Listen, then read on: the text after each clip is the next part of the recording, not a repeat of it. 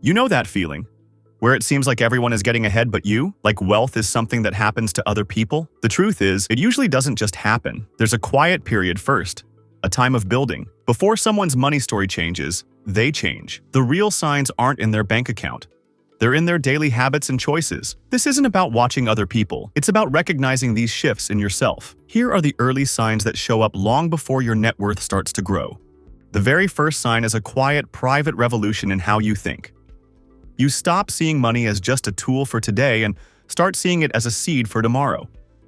This isn't about big pronouncements. It happens in your own head, in the questions you ask yourself. The question, "Do I want this?" slowly gets replaced by, "What will owning this do for me?" You look at a new pair of shoes and part of you now calculates that the cost could be 2 shares of a solid company. You see a flashy car and instead of pure desire, you think about the insurance, the loan, and the lost opportunity to invest that monthly payment. This isn't about depriving yourself. It's about a rising preference for ownership and security over momentary display. The pleasure of watching your investment account grow starts to feel better than the fleeting thrill of an impulse buy. This shift is personal, internal, and it's the bedrock of everything else. You are changing your own identity, from consumer to builder. Next, you build a system that works for you without needing your constant willpower. You automate your future. One afternoon, you sit down and set up a direct transfer from your checking account to a savings or investment account, timed for the day after your paycheck arrives. You start small, with an amount that doesn't scare you. The goal isn't the amount, it's the habit. You are teaching yourself to live on what remains. This simple act does something profound. It makes saving and investing the default, the normal path for your money. Spending becomes what happens with what's left, not the other way around. For months, even years, the growth in that account might seem pitifully slow, but you're not just growing money. You are growing your most important financial muscle, consistency. You are proving to yourself that you can be trusted with your own future. The real change is in your self-trust. You also begin a gentle but firm audit of your own life. You look at your bank statements not with guilt, but with curiosity. You ask yourself, what am I paying for that I don't use or value?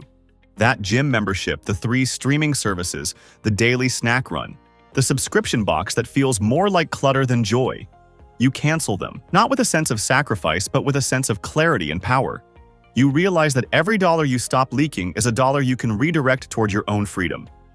You start to find deep satisfaction in efficiency, in getting good value, in wasting less. You might choose a simpler phone plan, cook more meals at home, or find free entertainment. This isn't about being cheap. It's about being intentional. You are creating a gap between your income and your spending, and in that gap, your future wealth will live. The sign is the quiet pride you feel in your own efficiency. Your curiosity changes direction. You get bored with content that just entertains and numbs. You start seeking content that explains and empowers. You listen to a podcast about personal finance on your commute instead of just music. You read a book about how investing works. You follow a blogger who explains economic basics in plain language. You're not doing this to become an expert overnight. You're doing it to demystify the world of money. The fear of the unknown starts to fade. Words like index fund, asset allocation, and compound interest become familiar, then understood. This knowledge is your armor. It protects you from bad advice and get-rich-quick schemes. It gives you the confidence to make your own decisions. See, the sign is your own growing sense of clarity and reduced anxiety when you think about money. Your relationship with debt becomes personal and strategic. You get angry at your own high-interest credit card debt. You see it not as a fact of life, but as an emergency to fix. You might use the snowball method, paying off the smallest balance first for a quick win, or the avalanche method, attacking the highest interest rate. The method matters less than the focused intensity you bring to it. You might cancel a planned trip or sell some old belongings to throw more money at it. Paying off that last bit of credit card debt will feel better than any vacation could have. Conversely, you start to see good debt differently, not as free money, but as a potential tool. You might research mortgages for a future home, not as a burden, but as a potential path to ownership. The sign is the feeling of lightness and control as you shed the bad debt and study the good. You begin to look at your own time and skills as a garden to cultivate. You think, what can I build? This isn't about quitting your job.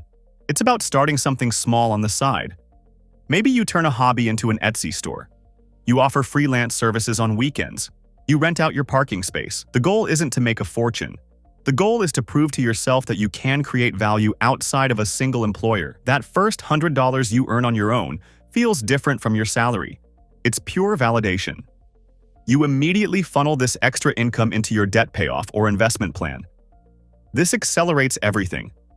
But more than the money, it changes how you see yourself. You are no longer just an employee. You are a problem solver, a creator, a business person in training. This expanded identity is a priceless early sign. As your foundation strengthens, you start to notice a quiet shift in how money flows through your life. You begin building an emergency fund, not as a vague someday goal, but as a deliberate priority.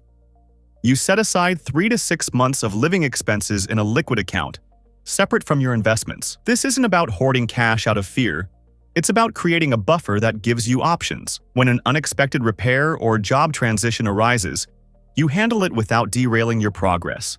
The sign is the profound sense of security that settles in. Money worries no longer keep you awake at night. You sleep better, decide clearer, and live with less background anxiety. You might max out a Roth IRA or contribute enough to your 401k for the employer match, treating it like free money. The sign is the satisfaction of efficiency. Every dollar retained feels like a win, compounding your momentum without extra effort. Your network begins to evolve naturally. You seek out people who inspire growth. Mentors, peers in finance groups, or communities focused on investing and entrepreneurship. Conversations shift from complaints about money to ideas about opportunities. You're not chasing status. You're surrounding yourself with accountability and wisdom. These relationships open doors subtly. A tip on a solid investment, advice on a career move, or collaboration on a side project. The sign is the energy you feel after these interactions. Motivated, expanded, less alone in your journey. Your circle reinforces your builder mindset, pulling you forward even on days when motivation wanes. Diversification becomes a guiding principle, not just in investments, but in life. You spread your assets across index funds, perhaps some real estate or bonds, avoiding the temptation to chase hot stocks. You understand that steady, broad growth outpaces risky bets over time. On the income side, your side hustle matures, or you cultivate multiple streams. Dividends starting to trickle in, rental income, or passive online ventures. It's not about getting rich quick. It's about resilience. The sign is the growing confidence in your portfolio's quiet work. Finally, you experience moments of true financial peace. You can say no to opportunities that don't align, walk away from a toxic job without panic, or pursue passion projects because your basics are covered. Your identity solidifies. You are no longer defined by what you earn or spend, but by the freedom you've engineered. The ultimate sign is this inner calm amid external noise, a knowing that you're not just surviving, but architecting a life of options. Wealth, you realize, isn't a destination with a number. It's this ongoing construction of autonomy, one disciplined choice at a time. And you're already living it.